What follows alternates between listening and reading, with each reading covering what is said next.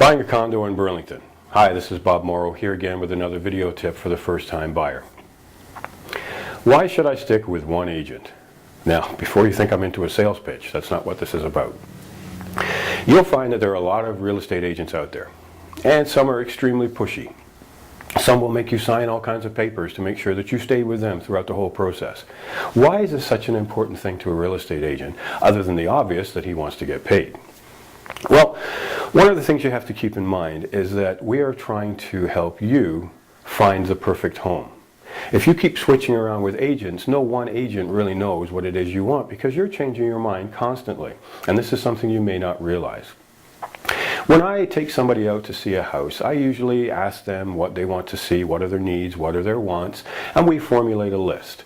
And then I find houses, or they might initially have looked on the internet and have a few houses they want to look at, and the first bunch we go to see fit those needs pretty well. After a while, however, when you've seen a few houses, you find that maybe some of the things you wanted aren't quite as important as you thought they were. Maybe you were really sold on a sunken living room, but when you fall down it 3 or 4 times, you realize that maybe it's not that important. Over time, that list that you created changes. And you may not even realize it. In fact, because I'm a professional at this, I will probably notice the change in you long before you do. Another example is people who want to buy fixer-uppers. I've taken a lot of young people into fixer-uppers, and the first thing that happens is the female will see a dirty floor and cringe, and the husband will look at the roof and say, my God, I'm going to be doing this for the next 10 years. Suddenly the fixer-upper idea isn't all that great, and I'll catch that very, very quickly.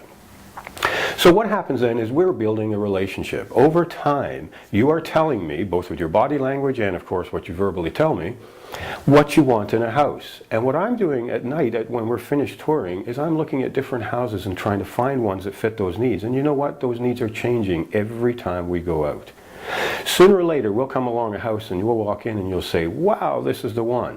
And you'll say, well, isn't it lucky we found this? There's no luck involved. We steered ourselves that way by listening and communicating and developing a relationship until we found the perfect house. That's why you want to stick with one agent. For more tips like this, go to emailhomes.ca. Help is only an email away.